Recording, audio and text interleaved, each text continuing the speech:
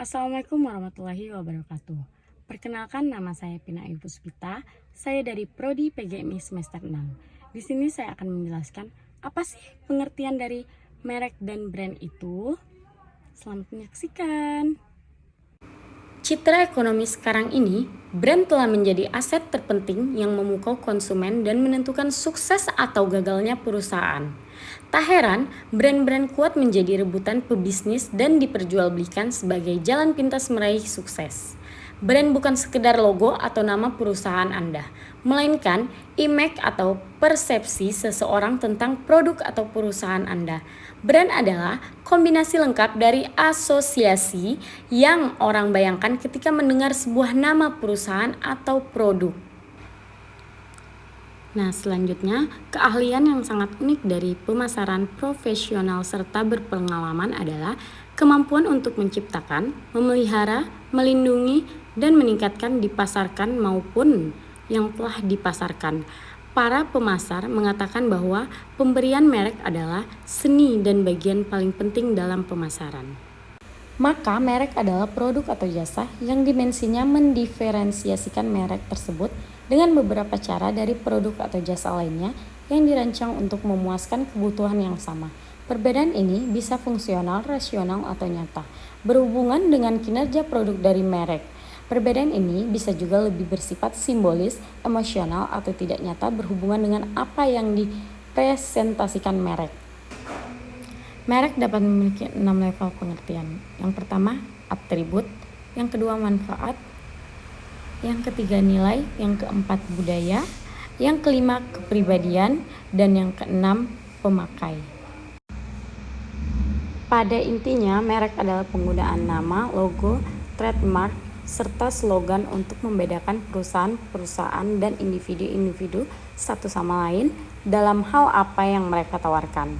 Penggunaan konsisten suatu merek, simbol, atau logo membuat merek tersebut segera dapat dikenal oleh konsumen sehingga segala sesuatu yang berkaitan dengannya tetap diingat.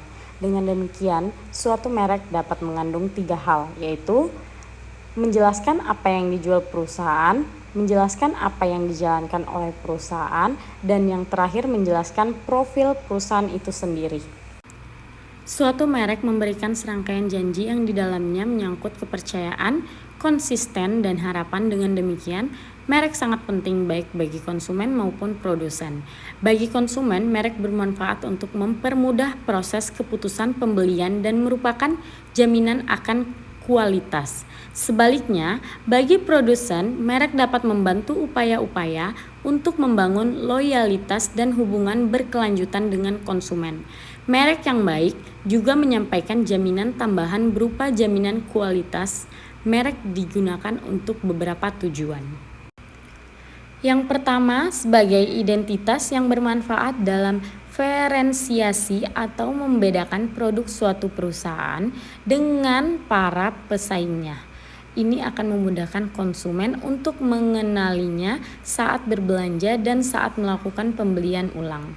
Yang kedua, alat promosi, yaitu sebagai daya tarik produk yang dipasarkan untuk mempertahankan citra, yaitu dengan memberikan keyakinan. Yang ketiga, jaminan kualitas serta prestis tertentu kepada konsumen. Dan yang terakhir, untuk mengendalikan pasar. Selanjutnya, merek tidak hanya sekedar pemberian nama pada suatu produk, melainkan merek juga diharapkan mempunyai kekuatan di pasar sehingga dapat diterima oleh pelanggan, dan yang pada akhirnya merek akan mempunyai tingkat brand loyalty dari pelanggan. Merek sendiri digunakan untuk mengidentifikasi produk, memberitahukan tentang kualitas produk, dan merek yang dapat membedakan produk yang satu dengan yang lainnya. Pelanggan melihat merek sebagai bagian yang penting dari suatu produk. Pembentukan merek dapat membantu konsumen dalam beberapa hal, seperti mengidentifikasi produk, menyampaikan beberapa hal tentang kualitas produk, serta dapat membuat konsumen berbelanja lebih efisien. Apabila konsumen tidak mengetahui kualitas produk yang dibeli, konsumen akan merasakan resiko yang tinggi dalam pembelian.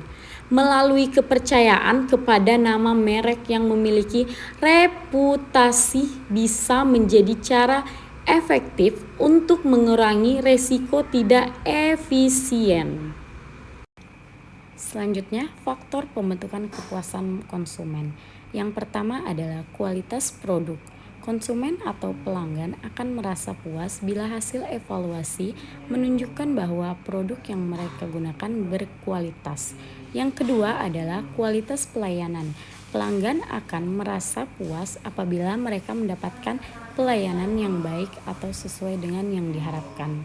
Yang ketiga adalah faktor emosional. Konsumen merasa bangga dan mendapatkan keyakinan bahwa orang lain akan kagum terhadap dia apabila menggunakan produk dengan merek tertentu. Yang keempat adalah harga. Produk yang mempunyai kualitas yang sama tetapi menetapkan harga yang relevan murah akan memberikan nilai yang lebih tinggi kepada pelanggan. Yang kelima adalah biaya dan kemudahan untuk mendapatkan produk atau jasa.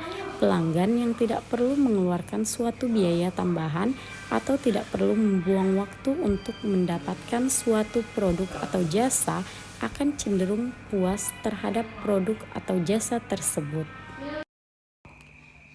Sekian penjelasan dari saya, kurang dan lebihnya mohon maaf. Wassalamualaikum warahmatullahi wabarakatuh.